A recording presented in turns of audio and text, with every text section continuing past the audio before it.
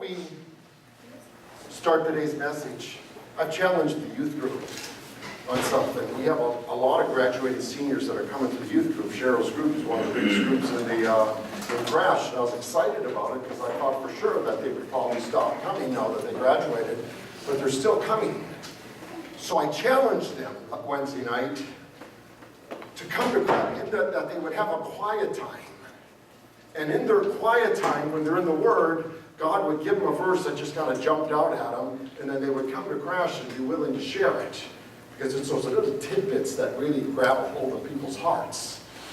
So, if you saw on Facebook, we challenged Collision now. Hopefully, many of you have a quiet time. Now, a quiet time is just a time where you're alone with God, in prayer, in the Word. Maybe God spoke to you. Maybe you have a verse, maybe He just spoke to you about something. We would like to hear. We'd like to take a few minutes to hear. I don't want a long story. I won't have my message. My message is only an hour and a half this morning. So, but we want little short tidbits. Does anybody have anything that God spoke to you about this week that you'd like to share with your family here? Yes, go ahead. Okay, I looked in the Bible this morning and this is what I got. Romans 14, accept him whose faith is weak without passing judgment on disputable matters. Wow. Good. Good.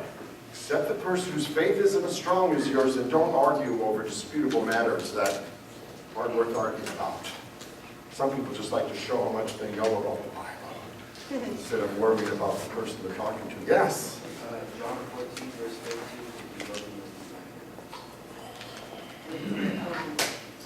If you love me, you will keep my commandments. John 14, verse 15, if you love me, you'll keep my commandments. Whoa, he spoke the same thing to you. I didn't hear it. Oh. I thought we had confirmation. I thought we were going to be a Pentecostal church here, man. We're going to have confirmation. Anybody else? Anybody else? God say or anything to anybody else? Go ahead, Melissa. 2 Corinthians 7:1. Since we have these promises, beloved, let us cleanse ourselves from every defilement of body and spirit, bringing holiness to completion in the fear of God. Whoa, you like those heavy ones. Nico. Proverbs chapter 3, verse 9. But believe in the Lord, by your heart, lean not on your own. All right. Trust in the Lord with all your heart. Don't lean on your own understanding. All right. Anybody else before we start? All right, God has a message for us. Not for everybody, but I know for some of you. Now here's what I want you to hear now before I even start. This isn't me now. Don't get mad at me. All right? This is good. We're going through 1 Peter, and here's where it is. Okay? So we can't overlook it. We can't just overlook it. We have to study it. All right? So it's not going to apply to everybody, but it is going to apply to some of you. And I have a feeling God's going to speak to some of you. So if you have your Bibles, go to 1 Peter chapter 4. We're going to start with verse 1. Now, we have overlooked some of the verses because I just talked on some of them, so I don't want to be redundant. But now we're going to chapter 4. So let's take a look up here for those of you who don't have a Bible at 1 chapter 4, verse 1.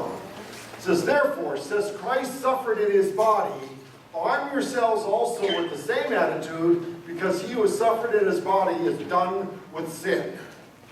Now, I want you to look at that last 3 words, is done with sin. Now that you're a Christian, it should be that you are done with the sin in your life that you used to commit before you were a Christian. Should be done with it. Should be done with it. Let's look at verse 2. Verse 2 says, as a result, he does not live the rest of his earthly life for evil human desires, but rather for the will of God. Now that you're a Christian, You don't spend the rest of your life now doing the same things that you did before you were a Christian. Now you change gears and now you focus on what is God's will for my life. That's what I need to be looking at. Verse 3. For you have spent enough time in the past doing what pagans choose to do.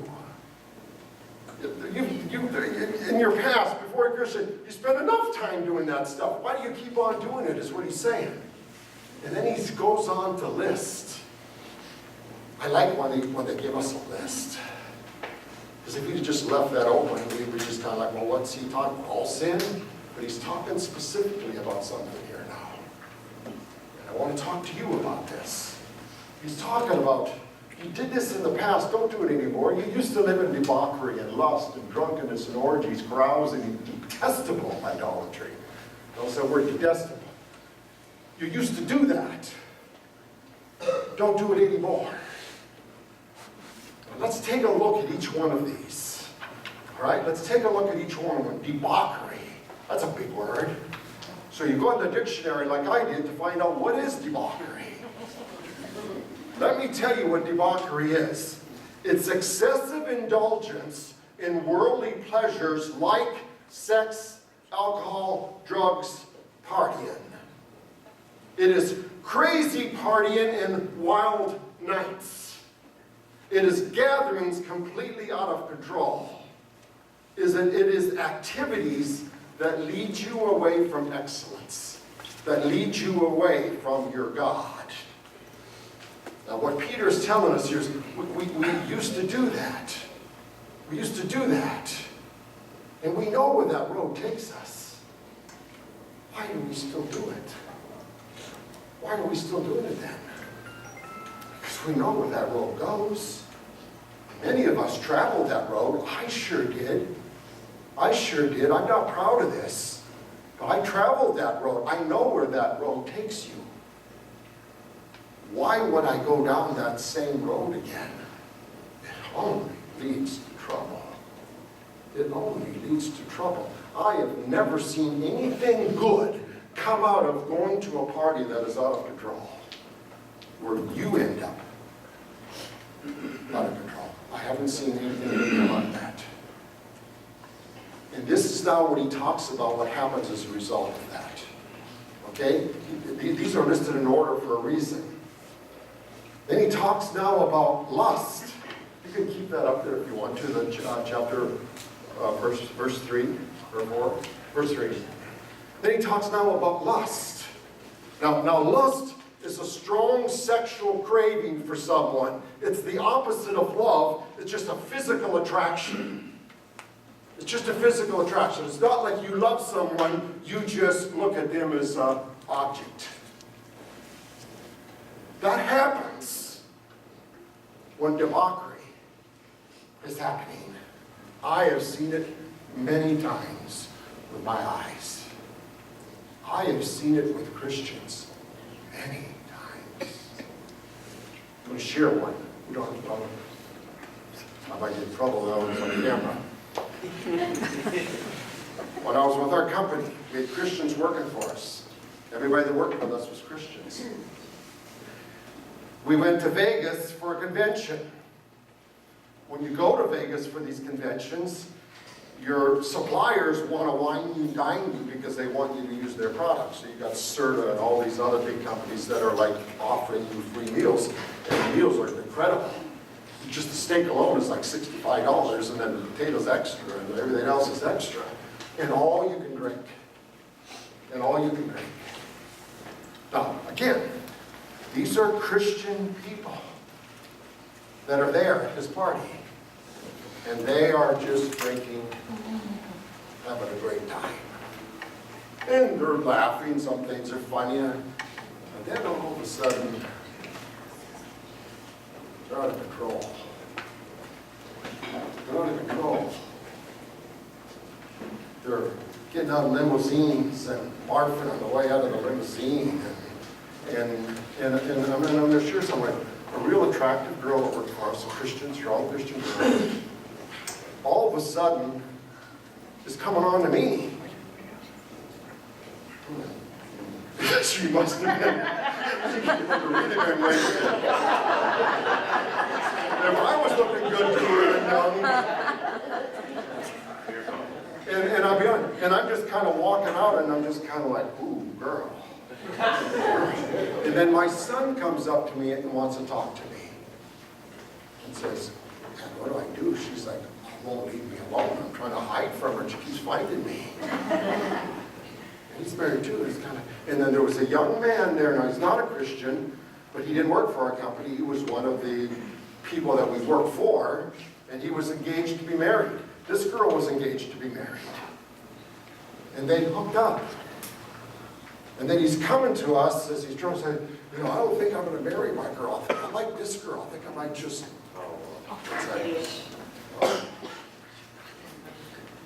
I mean, that's what happens. These are good people. This girl is now married to the girl that she was, to the guy that she was engaged to at the time. Has beautiful children. But that's what happened. Because that's what debauchery does. That's what it does. I could give you example after example of this. It just happens. I remember when I was in the police force, and after every shift you would have a shift party.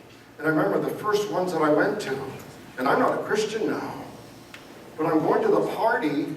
We're at this officer's house, his wife is in bed, and he's going to bed with another girl, right there in the same house. And everybody's like encouraging it. Because they're all, and they got their alcohol from the evidence room.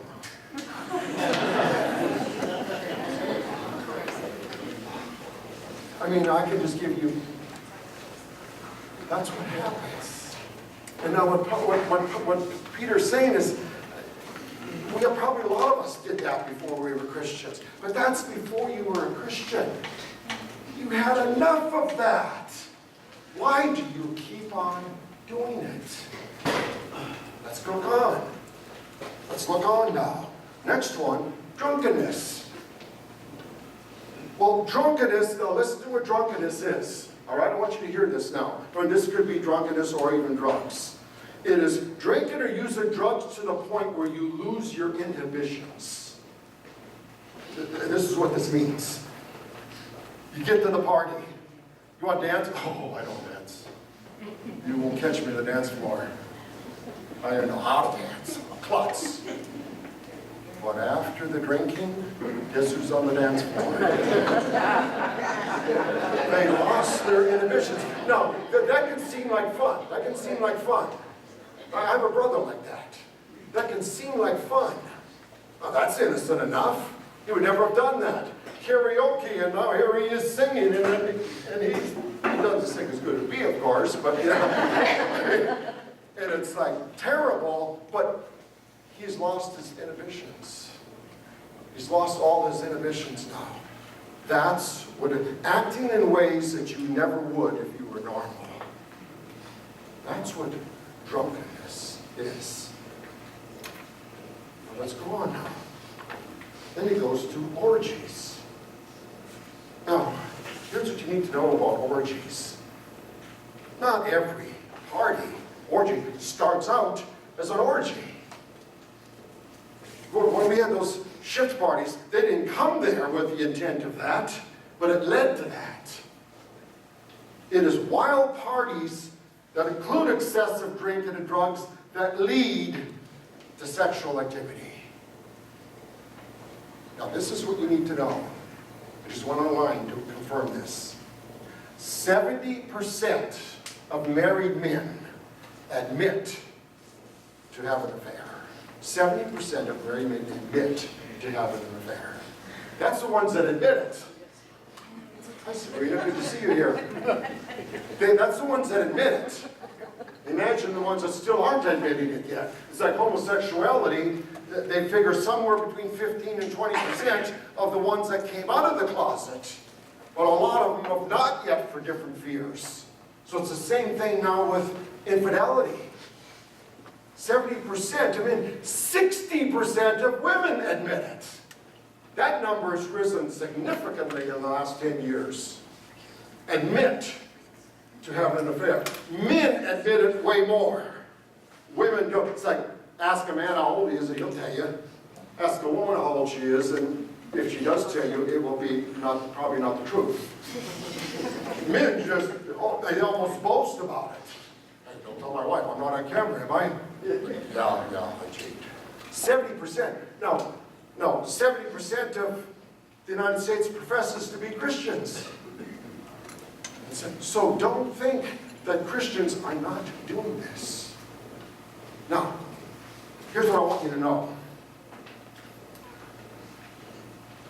You can't go to a strip club and expect that good things are going to happen.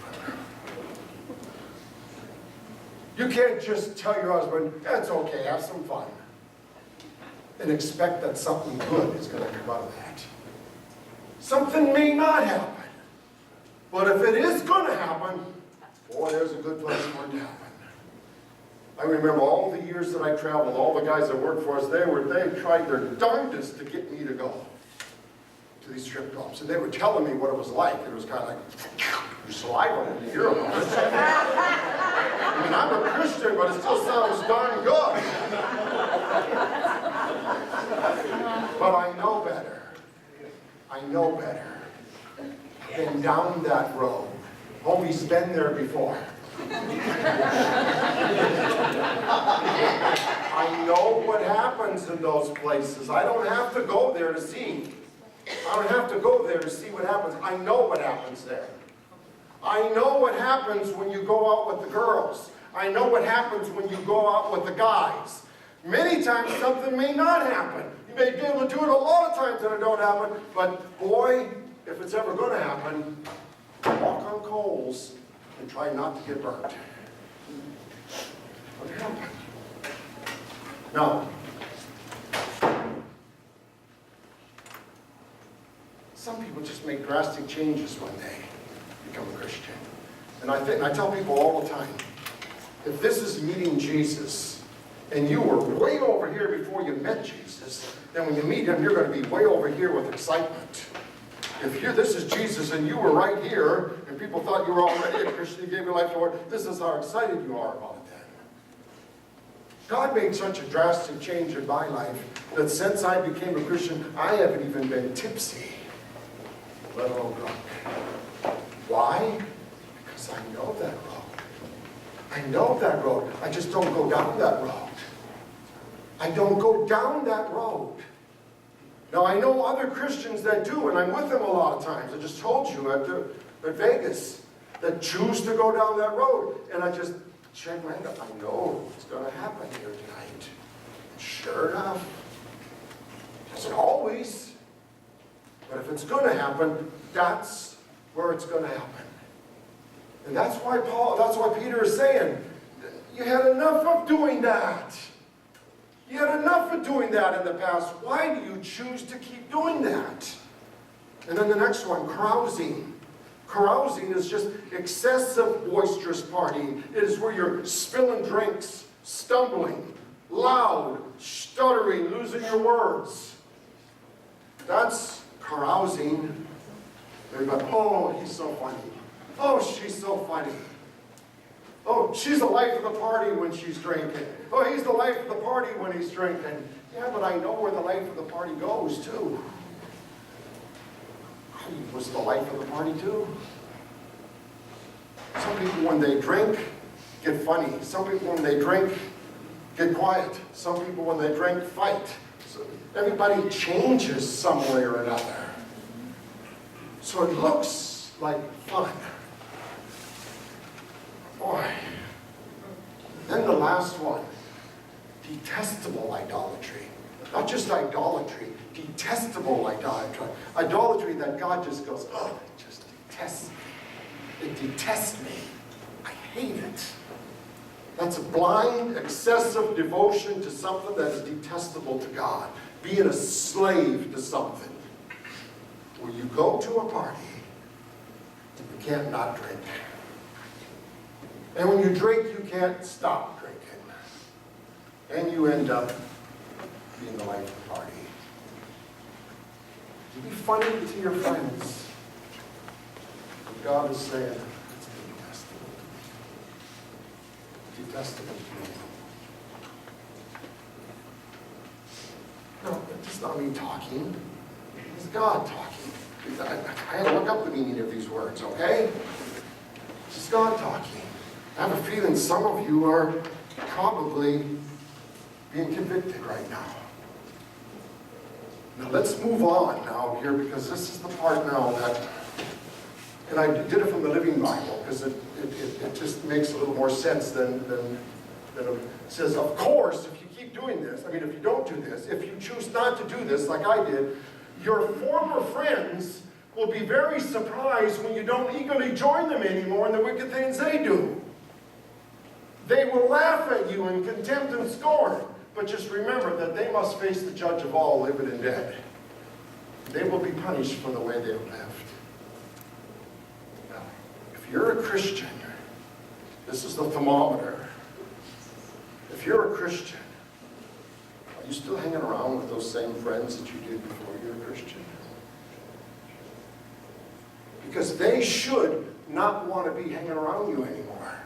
Because you're not doing the things that you used to do, and they're just looking at you like, you a wuss? Man, you used to be so fun, now you're not fun at all anymore. I don't want to hang around you. I mean, think of it. People that drink don't like being around people that are not drinking. People that are using drugs, people that are lighting up a joint, do not like to be around someone where you pass them a joint. No, thanks. They're kind of, oh, they want to be with someone that does. You say no different with cigarettes. If you smoke and you're around people that don't smoke, you're uncomfortable. You're uncomfortable. So your friends should be uncomfortable. If you're still being invited to the same parties, there's a problem. There's a problem. You haven't changed. You haven't changed. You're going down that same road. And what God is saying is, you've been down that road before. You know where that road goes. Why are you still going down that road? Don't go down that road anymore. I can remember when I first became a Christian. Prior to that, I was working with my brothers. Every night we'd stop at the bar, shoot pool, and drink. Every single night. And I'd come home and my wife would have to close at the front door and everything else that went on. And then I became a Christian, and for a few times, I still went to the bar with them.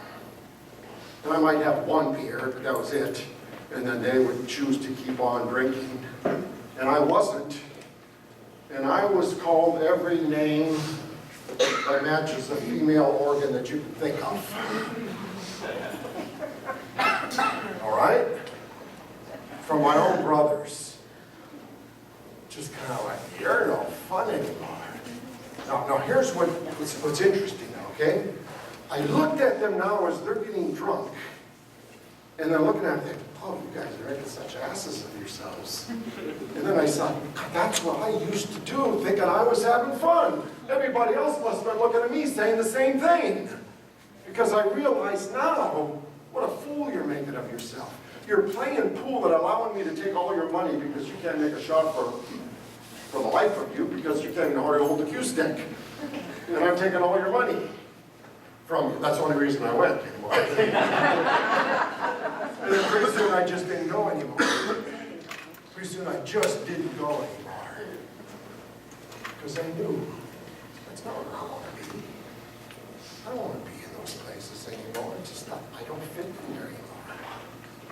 I don't fit there anymore.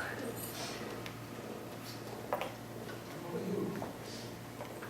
You still fit there? You still fit there? Time to change. That's what God is saying. Time to change. Time to change. Don't go down that road anymore. I don't know if anybody wants to share. But if anybody's been down that road and made changes, maybe there's some people in here that need to hear what you have to say. I've shared some of my stories. You've heard what God has to say. Is there anybody here? Before I close, I'd like, go ahead. definitely do, sir, honestly, because, man, you're convicting me. Last night I was, I just gotta say that I am so grateful to even be invited to such a beautiful engagement thing, you know, and I was so blown away. And congratulations again to you two. But man, there was so much alcohol there. You know? There was so much alcohol there, and I was just like, God, it looks so good. And I don't, you know, and my thing was drugs, but I drank on occasion, you know? And yeah, I was just like, man, you know, but I was looking at Be careful. exactly what you're saying, is I was looking around and I was seeing people having a great time, you know, and they were like getting all buzzed and stuff. And I was just like, but that thought crossed my mind, like, wow, you know, that's how I used to be. By the grace of God, there go I. But I had to leave.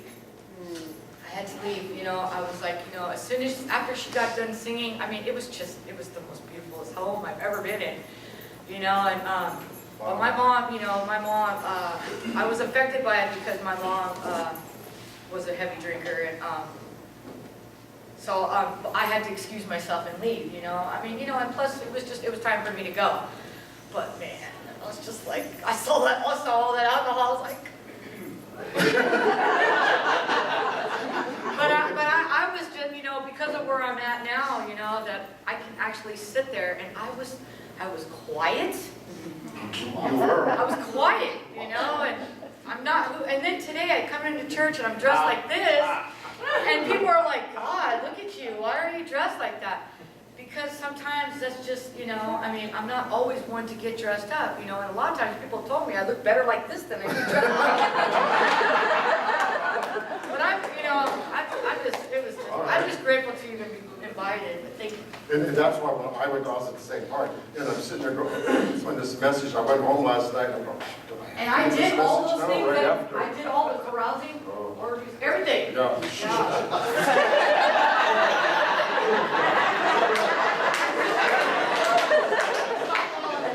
Yeah, you gotta put while you're behind. Anybody else? Anybody else want to share? Anybody else want to share? See if you can top that one. No. Anybody else there? Anybody else? Come on. You might, I don't know that what she shared may have just convicted someone way more than everything I shared. Anybody else? Anybody else want to share? Go ahead, Carlos. Well, my wife and I, we got baptized in 2010. Can you just, I just want to make sure they hear you back. And that was the last time we drank hard liquor. So it's going to be 3 years now. Wow, 3 years? 3 years. But then we relapsed, you know, that same, well, the following year, like in January, we started drinking beer. Now it's going to be almost, 9 months that we haven't touched on. What's that change done to you, your family, your children? What do you see? Just big change. They respect us a little more now. When we tell them to do something, they do this now. They see the change. It was all for them too. Yep. All right. Anybody else? Anybody else want to share? Oh, all right, I'll Okay. I have a completely different life than I did. And this person doesn't even know what my life was like. Because we met 17 years ago and I got sober 19 and a half years ago. So I was all of the things that you just read. I considered alcohol to be my liquid courage. And it gave me freedom to just be the life of the party, because I was always self-conscious going to a party. I would stand by myself and not know who to talk to. So a couple of belts would give me some courage to go and courage to dance, and I just thought I had it all going on. And I'm sure I looked a fool most of the time. I'm sure I did. But I didn't care because it was outside of myself. And you know, I made decisions that were unsafe. I got behind the wheel of a car. I was with people I had no business being with, not recognizing that God was watching out for me, because there were many times I ended up in my bed by myself, that there was no reason I should have been in my own bed by myself, safe.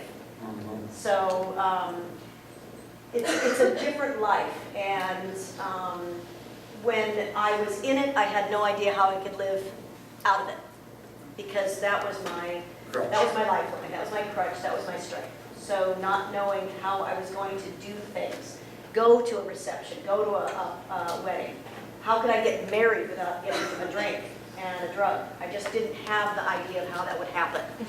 And it did, because of help and the grace of God and so forth. So and it happens gradually, and Carlos probably identifies with that. It happens gradually. It's not all one way, one day, and the next day you're a completely different person.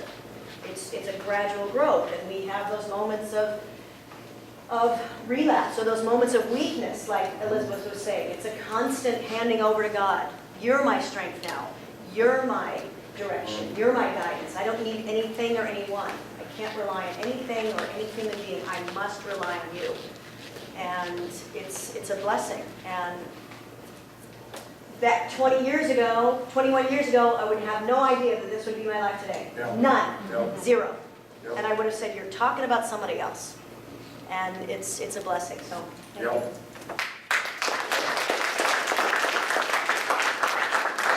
I can say the same thing, boy. Before I got married, if someone said, "You're going to be a preacher one day," I'd have been like, "You're going to lead youth." Yeah, I'll lead youth. I'll show them, And I just celebrated 2 years. All right, 2 years. Anybody else before we? Go ahead. All right, Don. I just kind of want to apologize, especially to Elizabeth, that last night, that party, I mean, I guess I'm not as sensitive to it because I don't have an issue with alcohol. I have a lot of other sins, but. Why don't you tell us? No, So, people's house we had it at, they actually provided all this alcohol for free. Right. And I had no idea there'd be like hard liquor and everything, and not to make excuses or anything like that, but, you know, me and Rick and Jamie and like a lot of us, we can do moderation, but I apologize to anybody that if we made you stumble in any way, like, No. it's a really hard balance because, Yeah. you know, I can have fun sober. Yeah. I'm really fun sober. I can even dance sober. Yeah. But I. And the good thing, you remember the next day. Yeah, and so I don't want to apologize to anybody that, you know, because it was not meant to be. Right, I'm glad you shared that, because I knew that was Yeah. just somebody that offered their home to you. Rick did a bunch of work for them Right. to help But I them thought we were along. gonna have like champagne Right, toast, maybe right, some beer, but right. it was just like, Yep. No, it these was people, beautiful. these Yep. people are wealthy and they went all out and, Right. you know what happens when alcohol's free. Yeah. Um, Go ahead, Eric. All right, so there's been a lot of talk about alcohol, but I don't really drink alcohol because it gives me a blasting headache, just makes me sick in general and very irritable. But I used to do the club scene, I used to go to raves, and I can tell you that you can go into this lifestyle without alcohol, without drugs. You can just be there having a good time. I used to tell people that the closest I would get to a religious experience was going to a nightclub and dancing. It was just that kind of experience for me. And you can do most of these things without the alcohol and the drugs. So if you're out there thinking, no, I'm okay, I don't drink, so I don't do drugs, I'm good. You can still slip right into this really easily. Yep. Because I had a detestable idol. My detestable idol was dancing and at a club was a religious experience for me, so. Yeah, because even if you're not drinking, that girl was drinking, and it's not easy to say no, especially when your wife's not there. Okay? It's not easy to, if the Spirit's not there. Why would you say no? Why would you say no? So it's just a bad place to be, is all I can tell you. Okay, let's bring the word, okay, one more, Mary. One more. I wasn't going to because it's kind of like, I don't tell him anything, but you know, when the Spirit convicts you and it's like, Yep. what I did, because somebody else might need to hear it Yep, more than me, but like he was saying, you know, I don't drink anymore. I don't do anything, especially since the last experience where we, you know, we're not gonna get the babies back next month when we go to court, and they're not gonna close the big kids case like they were going to. Well, this month actually, on Tuesday we go to court. But you know, he works pretty much 12 hours a day, so I'm by myself a lot more, and I go to NA, and I go just wherever I gotta run my errands. And it's easy for men to think that I'm single now. And then to hear things that I share at NA.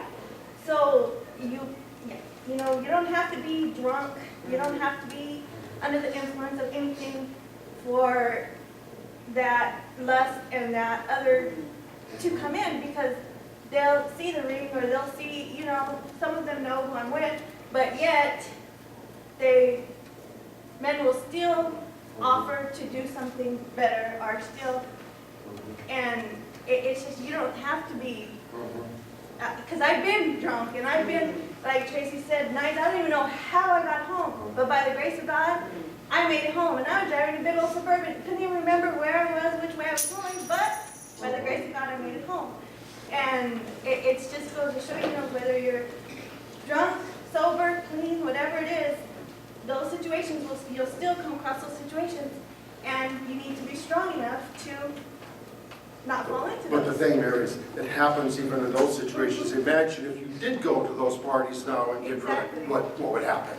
It's bad enough without going Yes. there. Yep. I hope God spoke to some of you, okay? I hope He spoke to you. I'm proud of the changes that so many in Collision have made. When let's get the worship team up here. I'm so proud of the changes that I see in people. And when people say, oh, well, how's your church? I said, great. Well, how many people you got now? I said, oh, we're getting close to 100. Oh, that's nice. You know, but it's not about the numbers, it's the changed lives. It's when a young boy that just graduated at Crash shares about, he's had enough of this now, and now it's time to be serious about God. I hear that, and it just kind of melts my heart. It's kind of like, that is worth way more than having 300 people in here and we're running out of seats, and no life is being changed. It's changed lives that count. And I'm just hoping that maybe as a result of what God shared and what some of us shared, maybe another life has changed this morning. So we're going to worship now.